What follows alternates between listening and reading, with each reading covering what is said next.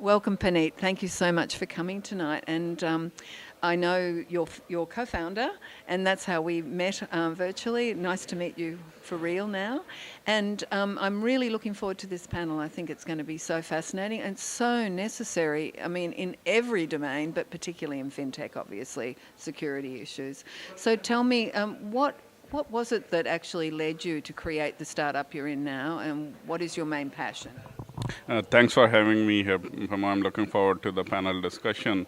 What led me to my startup? It was this huge opportunity in the market that I saw around security. My background is obviously in security. And what I saw was people moving stuff to the cloud.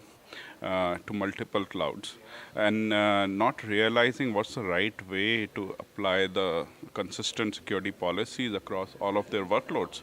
And I said this is something that needs to be solved. It's an urgent issue. And if this can be solved in an elegant manner, it will be a good business, and it will also help tremendously some of our customers who are right now grappling for a solution. Fantastic. And where do you think we are now as far as security and cybersecurity and FinTech is? And also, where do you think we need to be, and where is it actually heading? That's a great question. Coming right out of the RSA Security Conference last week here at Moscone, I would say the situation has actually gotten worse over the last few years.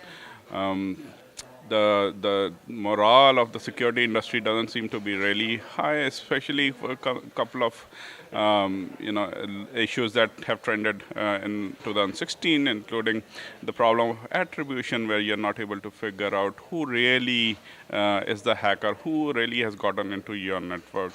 It's very hard to pinpoint that anymore. And then coupled with the problem of ransomware, which has become really big. So I feel like it's actually getting really asymmetric favoring towards the bad guys. And where I want to see it in the next few years is really the good guys getting the top hand. We need to step up our game as a security industry, especially in FinTech, and protect our customers' resources, protect our customers' money. So that's where I want to be. And what do you think needs to happen for that end result, that end game to happen? So what I feel is, first of all, the bad guys have so much upper hand at this point because you cannot figure who they are, and they can transact in completely anonymous dollar amounts with the bitcoins. So the favor is tilted on their side. We need to get it back on our side. So today there are so many security companies, security vendors trying to build point solutions.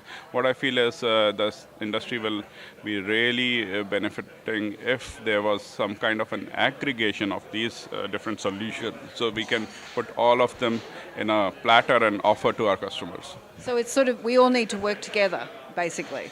Absolutely, yeah. We all have to do it together. And tell me, do you have a funny story that you could tell us about your career as a founder or in your startup? Well, there are several funny stories as a founder, typically in Silicon Valley. But I'd like to lead with a funny statistic, which I recently gathered during the conference last week. In 2014, or rather 2015, the total payouts from Bitcoin for ransomware was about $24 million. And in 2016, it has jumped to $1 billion.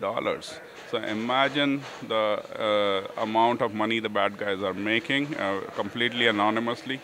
I also feel this has led to the spike in the Bitcoin prices. It's really, really remarkable, and I'm quite startled by finding out this statistic. And let's hope we can use that as a motivating factor to get our asses in gear to actually get the security piece happening. And you're obviously doing that through your startup, correct? Yes. We are trying to contribute to solving some of these problems. And hopefully our customers will get a much better security posture once they start using TrustedPassage. Thank you so much, and thanks for coming. And I'm looking forward to this panel. Thank you. Thanks for having me.